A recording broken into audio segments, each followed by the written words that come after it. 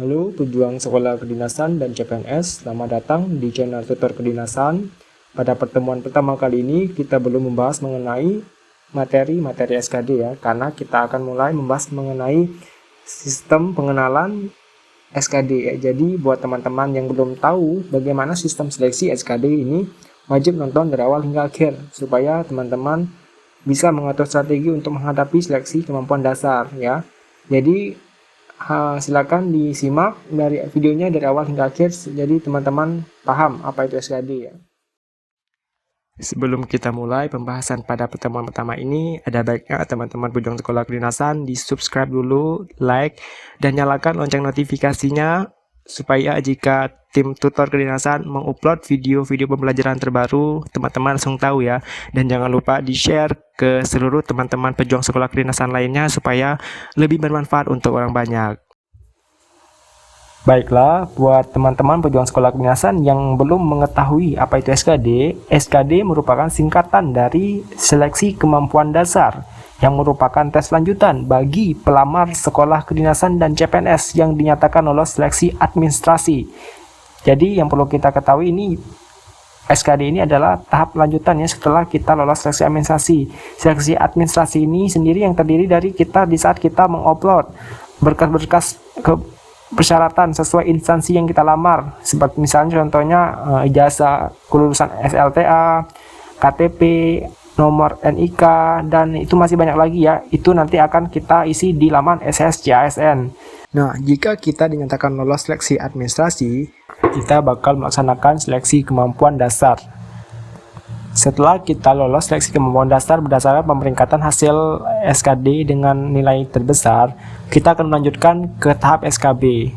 Namun, tahap SKB ini tidak seluruh sekolah kedinasan yang menyelenggarakan SKB akademik ya, hanya beberapa sekolah kedinasan. Seleksi kompetensi dasar ini diselenggarakan oleh seluruh sekolah kedinasan yang terdaftar dalam laman SSCASN seperti STMKG, PKN STAN, IPDN, STIN, STSN, Poltekim, Poltekip, Polstatstis, Sekolah Tinggi Kemenhub. Kemudian untuk sekolah kedinasan yang menyelenggarakan SKB akademik seperti STMKG, Sekolah Tinggi Meteorologi, Klimatologi, dan Geofisika yang terdiri dari SKB Matematika IPA, Bahasa Inggris, dan Fisika. Kemudian ada Polstatstis yang terdiri dari SKB-nya adalah tesnya matematika ya. Dulu masih ada bahasa Inggris, untuk sekarang itu hanya matematika saja. Nah, selanjutnya kita akan membahas mengenai sistem pada seleksi kompetensi dasar atau SKD ini. Yang data ini kita kutip dari Kementerian Pendayagunaan Aparatur Negara dan Reformasi Birokrasi atau Kemenpan RB ya. Nah, surat keputusan ini dikeluarkan berdasarkan keputusan Menteri Pan RB nomor 921/2021 tentang nilai ambang batas SKD seleksi penerimaan mahasiswa praja taruna sekolah kedinasan pada kementerian atau lembaga tahun 2021. Nah, perlu diketahui ini untuk tahun 2021 ya.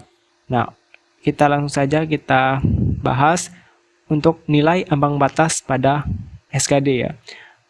Bagi yang belum tahu, untuk SKD ini terbagi dari 3 subtes ya, yaitu TKP, TIU, dan TWK. Untuk pada saat tes sendiri itu urutannya itu dimulai dari TWK, tes wawasan kebangsaan, kemudian ada TIU, tes intelijensi umum, dan TKP atau tes karakteristik pribadi. Jumlah soal pada TKP itu berjumlah 45 soal. Ini ada peraturan terbaru ya, untuk tahun 2021 ini berjumlah 45 soal. Kemudian untuk tes intelijensi umum atau TIU terdiri dari 35 butir soal. Kemudian untuk tes wawasan kebangsaan itu terdiri dari 30 butir soal. Jadi totalnya itu ada 110 butir soal. Kalian harus mengerjakan 110 butir soal dalam jumlah durasi maksimal 100 menit. Untuk bobot jawabannya itu untuk TKP paling tinggi itu ada 5. Jadi untuk TKP ini kalian harus ketahui semua option dari A sampai E itu tidak ada yang nilainya 0 kecuali tidak menjawab ya. Jadi semua option dari A sampai E itu memiliki nilai dari bobotnya rentangnya 1 sampai 5. yang paling benar itu 5, dan yang jawaban yang tidak benar itu atau yang kurang memenuhi itu dianggap nilainya 1. Kemudian untuk TIU dan TWK itu sama. Jika tidak menjawab 0, jika benar mendapatkan skor 5, dan jika salah itu tetap nilainya 0, tidak ada minus ya, tidak ada sistem minus dalam SKD ini.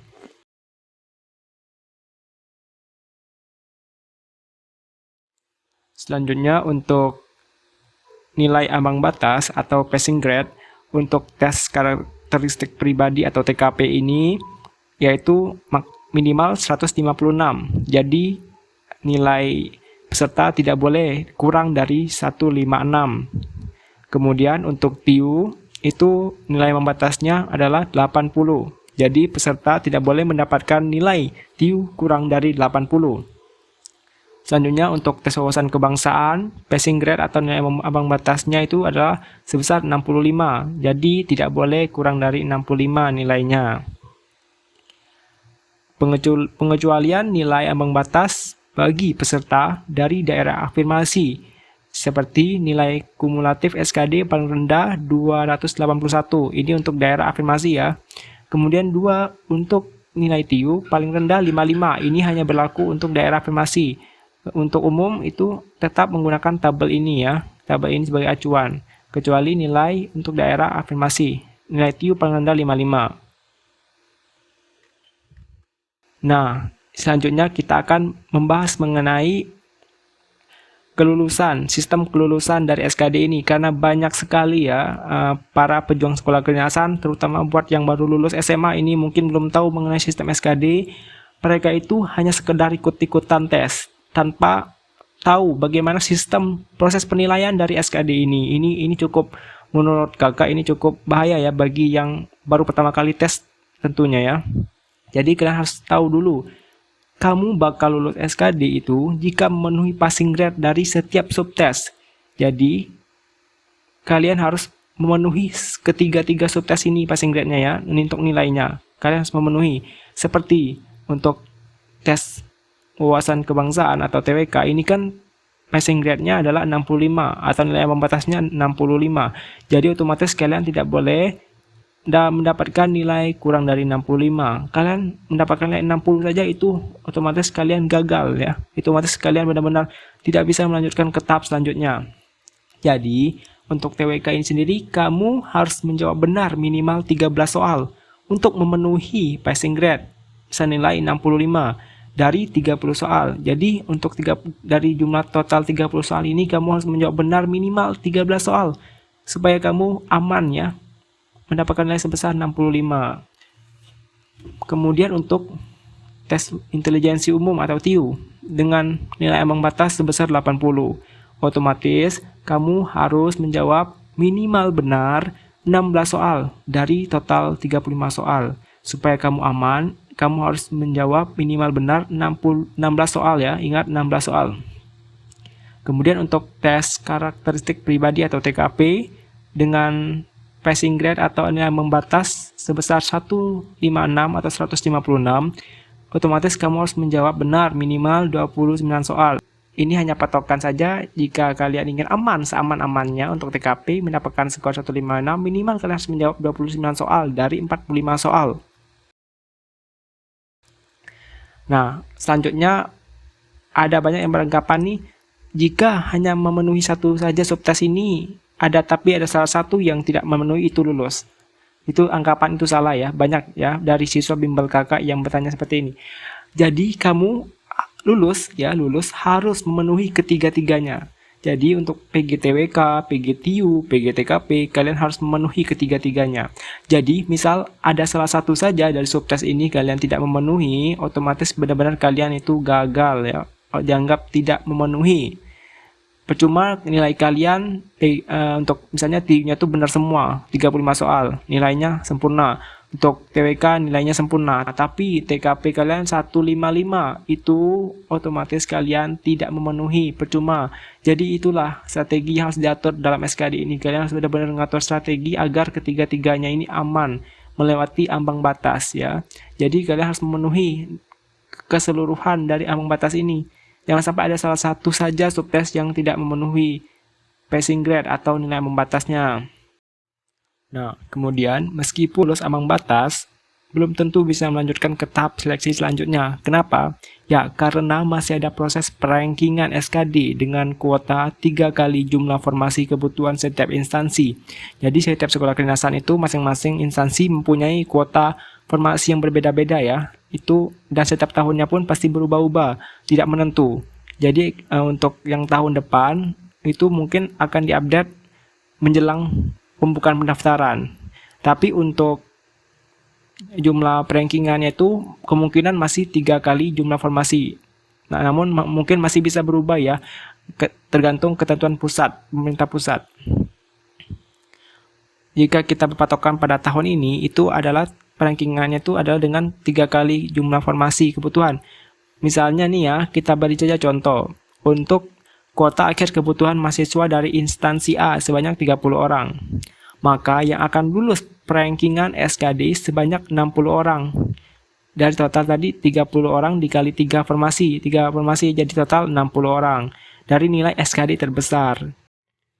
Nah, misalnya ya, yang lulus SKD dalam suatu instansi tersebut sebanyak 100 orang yang lulus passing grade SKD ini, yang lulus passing grade atau nilai membatas. Namun, kuota akhir dari jumlah yang dibutuhkan instansi tersebut sebesar 30 orang. Otomatis yang diambil adalah 60 orang ya dari 3 kali 30. Jadi dari 100 orang yang lulus ambang batas ini, yang bakal lulus perankingan SKD adalah sebanyak 60 orang. Dan yang 40 orangnya itu otomatis tidak lulus dan tidak berhak melanjutkan ke tahap SKB atau tahap selanjutnya. Jadi ingat, meskipun lulus passing grade atau nilai ambang batas, kalian belum tentu aman, belum tentu bisa melanjutkan ke seleksi selanjutnya karena ada proses namanya seleksi perankingan SKD dengan nilai terbesar 3 kali jumlah formasi. Makanya di sini kakak mau mengingatkan kalian hanya bukan sekedar untuk berusaha memenuhi PG saja ya, mencari aman saja ya. Kalian harus berusaha untuk mendapatkan nilai SKD setinggi-tingginya agar bisa lolos perankingan. Nah, mungkin untuk pembahasan mengenai SKD cukup sampai sini dulu ya. Untuk pertemuan pertama kita cukupkan dulu sampai di sini. Semoga bermanfaat untuk para pejuang sekolah kedinasan dan CPNS. Sekian dan terima kasih. Sampai jumpa di pertemuan kelas selanjutnya. Semoga bermanfaat dan sampai jumpa.